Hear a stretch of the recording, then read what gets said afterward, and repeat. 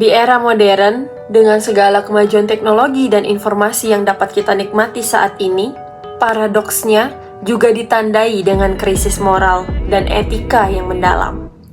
Fenomena ini biasa kita sebut dengan badai niretik, di mana badai niretik ini melanda berbagai aspek kehidupan, mulai dari individu, bahkan institusi yang bersifat global. Hal ini ditandai dengan krisis moral dan etika yang melanda berbagai aspek kehidupan. Gejala ini dapat dilihat dari maraknya perilaku koruptif, penyalahan penguasaan, hingga disintegrasi nilai-nilai keluarga dan komunitas yang berada di sekitar kita. Kemudian, fenomena ajaran sesat, konflik sosial, dan perpecahan semakin mengancam keharmonisan. Ajaran yang menyimpang dari kaidah yang sudah seharusnya yang bersifat fundamental menyebabkan kebingungan dan memecah belah seluruh umat dan berujung pada ekstremisme dan intoleransi. Sehingga tantangan ini menuntut kita menemukan pegangan yang kokoh untuk tetap waras dan beradab. Karena pada dasarnya, tanpa pijakan moral yang kuat, individu dan masyarakat akan dengan mudah terombang-ambing dalam arus perubahan yang destruktif, kehilangan arah, dan jatuh ke dalam kekacauan. Menurut Muhammad Fazlur Rahman, seorang pemikir Islam yang tentunya terkemuka, menurutnya tauhid itu bukan sekedar konsep teologis yang terbatas pada keyakinan akan keesaan Tuhan saja. Akan tetapi, lebih dari itu, tauhid ialah pandangan hidup yang bersifat secara menyeluruh, yang menyentuh dan mengarahkan semua aspek kehidupan kita sebagai umat manusia. Di mana tauhid ini berfungsi sebagai fondasi spiritual dan moral yang kokoh. Ia mengarahkan kita untuk menjalani kehidupan modern dengan segala kompleksitasnya tanpa kehilangan jati diri kita sendiri. Dan tentunya tujuan akhir kita berada di dunia ini. Dengan tauhid, seseorang dapat memiliki arah yang jelas dalam memutuskan setiap tindakan dan keputusan yang akan ia ambil pada masa yang akan datang.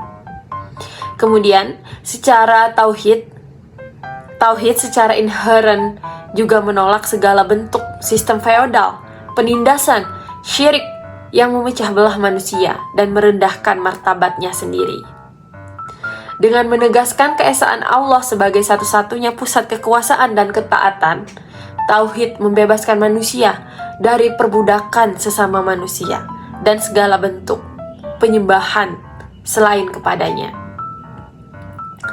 Kemudian dalam perspektif tauhid juga, keesaan Allah adalah poros di mana seluruh alam semesta dan kehidupan manusia ini berputar.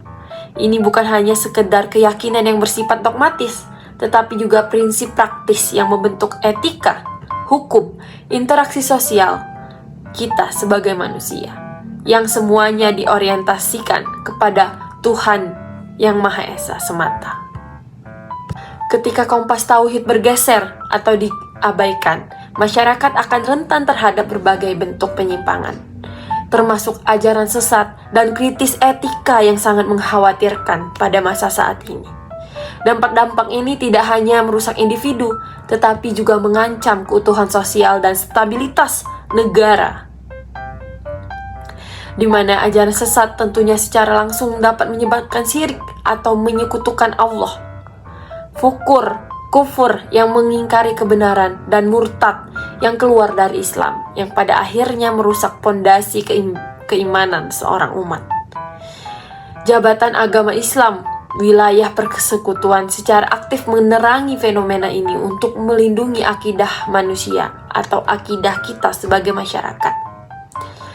Kemudian terkait dengan penyebaran ajaran sesat ini seringkali memicu perpecahan sosial dan konflik kekerasan di tengah masyarakat.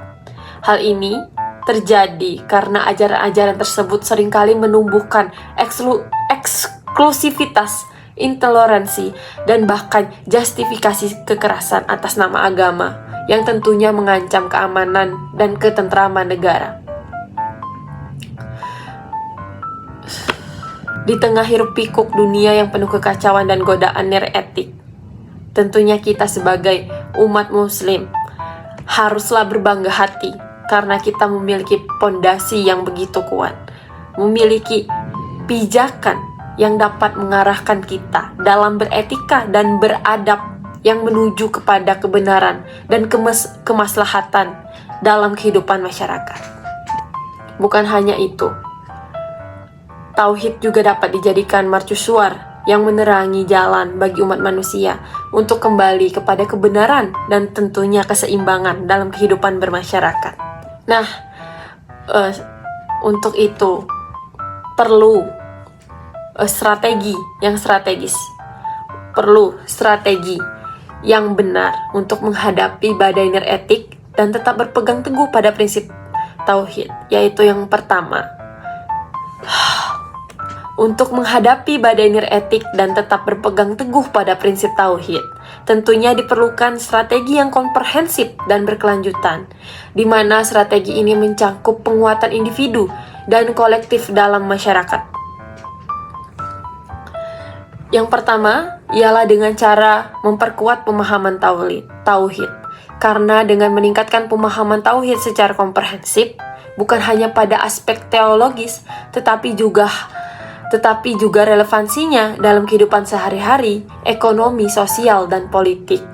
Ini berarti mengkaji tauhid itu secara kontekstual dan mendalam agar menjadi landasan dalam berpikir dan bertindak kita di dalam kehidupan sehari-hari. Yang kedua ialah menjaga ukhuwah dan persatuan. Membangun dan menjaga ukhuwah Islamiyah atau persaudaraan serta persatuan umat ialah merupakan suatu hal yang bersifat krusial.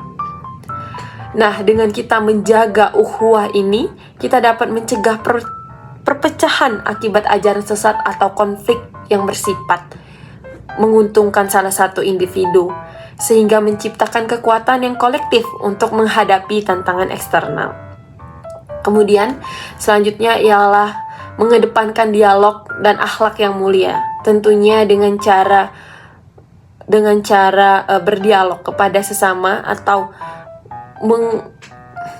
tentunya dengan cara mengedepankan dialog, toleransi, dan akhlak mulia dalam setiap interaksi, baik sosial maupun politik, di mana pendekatan ini memungkinkan perbedaan pandangan diselesaikan secara damai dan tentunya konstruktif serta membangun jembatan antar komunitas.